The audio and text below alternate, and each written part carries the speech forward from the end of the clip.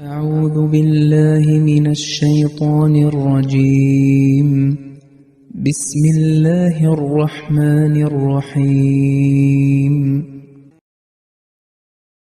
وللآخرة خير لك من الأولى അസ്സലാമു അലൈക്കും വറഹ്മത്തുള്ളാഹി വബറകാതുഹു.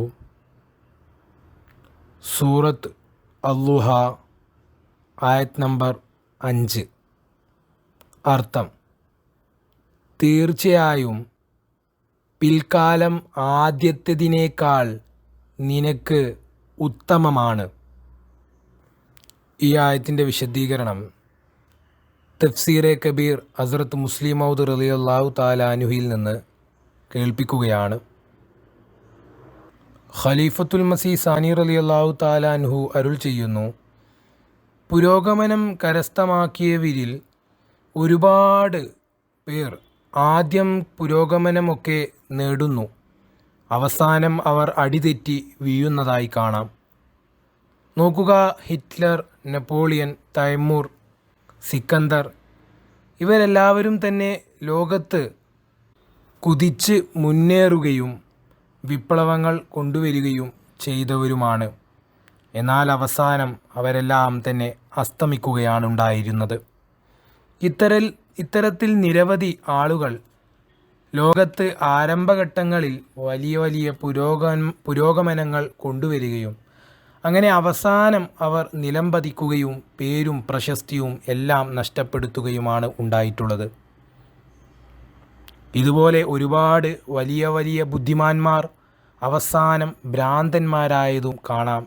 അവർ തങ്ങളുടെ ബുദ്ധിശക്തി നഷ്ടപ്പെട്ടതുമായിട്ടു കാണാം.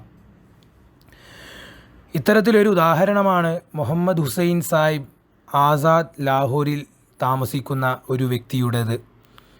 അദ്ദേഹം വലിയ ബുദ്ധിമാനായ, വളരെ കഴിവുള്ള, വളരെ വലിയ ഒരു ജ്ഞാനിയായ വ്യക്തിയായിരുന്നു. അവസാനം അദ്ദേഹത്തിൻ്റെ തലച്ചോറിൽ ഒരു കുറവ് വരികയും അങ്ങനെ അദ്ദേഹം അങ്ങാടിയിലൂടെ നടന്നു പോകുമ്പോൾ ആളുകൾ കൂട്ടം കൂട്ടമായി അദ്ദേഹത്തിൻ്റെ അടുത്ത് വന്ന് വല്ല കാര്യത്തെക്കുറിച്ചും സംസാരിക്കുകയാണെങ്കിൽ അദ്ദേഹം അവരെ തെറി പറഞ്ഞ് ഓടിക്കുമായിരുന്നു. യഥാർത്ഥത്തിൽ അറിവ് ഉണ്ടാകുന്നു, പക്ഷേ അത് നഷ്ടപ്പെട്ടു പോകുന്നു. അവരുടെ ഓർമ്മശക്തി ക്ഷയിക്കുന്നത് കൊണ്ട് അവർ കരസ്ഥമാക്കിയ അറിവുകൾ അവർക്ക് നഷ്ടപ്പെട്ടു പോകുന്നു. ഹുസൂർ മറ്റൊരു ഉദാഹരണം ഇപ്രകാരം നൽകുന്നു: ഒരുപാട് പ്രേമിക്കുന്നവർ അവസാനം അവരുടെ പ്രേമത്തിൽ പരാജിതരായി കാണപ്പെടുന്നു. ഭൗതികമായി സ്നേഹിക്കുന്ന ആളുകളുടെ അവസ്ഥ എല്ലാം തന്നെ ഇങ്ങനെ തന്നെയാണ്. യൗവനത്തിൽ എല്ലാവരും തന്നെ അവരെ ആകർഷിക്കുന്നു. എന്നാൽ പിന്നീട് പല്ലുകൾ കൊഴിഞ്ഞ്, ഊരകൾ വളഞ്ഞ്, അവരുടെ ചർമ്മങ്ങൾ ചുരുങ്ങി, അങ്ങനെ അവരുടെ രൂപം വളരെ വൈരൂപ്യമായി മാറുന്നു. ആ സമയത്ത് ആളുകൾ അവരെ നോക്കിക്കൊണ്ട് പറയും, എത്ര വികൃതമായ മുഖമുള്ള മനുഷ്യനാണിത്. ഫ്രാൻസിൽ ഒരു കഥ വളരെ പ്രശസ്തമാണ്.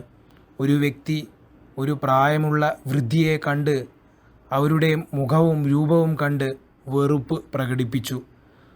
ആ വൃദ്ധയായ സ്ത്രീ ആ വ്യക്തിയെ കൊണ്ടുപോയി ഒരു ചിത്രം കാണിച്ചു കൊടുത്തു. എന്നിട്ട് ചോദിച്ചു, ഈ ചിത്രം ആരുടേതാണെന്ന് നിങ്ങൾക്ക് അറിയാമോ?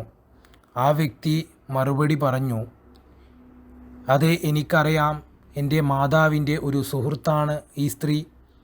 ഈ സ്ത്രീ എത്രത്തോളം സൗന്ദര്യവും ഭംഗിയുമുള്ളതാണെന്ന് വെച്ചാൽ ഇവരുടെ സൗന്ദര്യത്തിൻ്റെ മുമ്പിൽ ഫ്രാൻസിലെ എല്ലാ ആളുകളും മഴങ്ങിപ്പോകുമായിരുന്നുവെന്ന്. ഇതെല്ലാം കേട്ടതിന് ശേഷം ആ സ്ത്രീ പറഞ്ഞു, ഈ ചിത്രം എൻ്റേതാണ്. യഥാർത്ഥത്തിൽ ഇവിടെ പലവരും പ്രണയിക്കുന്നു, എന്നാൽ അവസാനം അവർക്ക് അത് വളരെ വികൃതമായി അനുഭവപ്പെടുന്നു. എന്നാൽ അല്ലാഹു തആല പറയുന്നത്, നമ്മുടെ പ്രവാചകരെ, നിന്റെ അവസ്ഥ ഇങ്ങനെ ആയിരിക്കില്ല. നിനക്ക് എപ്പോഴും പുരോഗമനം ലഭിച്ചുകൊണ്ടേയിരിക്കും. എല്ലാ ചുവടിലും നീ മുന്നോട്ട് കുതിച്ചുകൊണ്ടേയിരിക്കും. ആദ്യം മദീനയും മദീനയുടെ ചുറ്റുഭാഗവും ശുദ്ധീകരിക്കുകയും പിന്നീട് മക്ക വിജയം, അതിനുശേഷം അറബ് രാജ്യം, അതിനുശേഷം സിറിയ, പിന്നെ ഇറാഖ്, പിന്നെ ഈജിപ്ത്, അങ്ങനെ ഓരോ ചുവടിലും മുന്നോട്ട് മാത്രം കുതിച്ചുകൊണ്ടേ പോകുന്നതായിരിക്കും. ഇൻഷാ അല്ലാഹ് ബാക്കി തഫ്സീർ വരും ദിവസങ്ങളിൽ കേൾപ്പിക്കുന്നതായിരിക്കും. അല്ലാഹുമ്മ സല്ലി അലാ സയ്യിദിന മുഹമ്മദ് വബാരിക് വസല്ലി ഇന്നക ഹമീദും മജീദ്. ജസാക്കുമുല്ലാഹ്.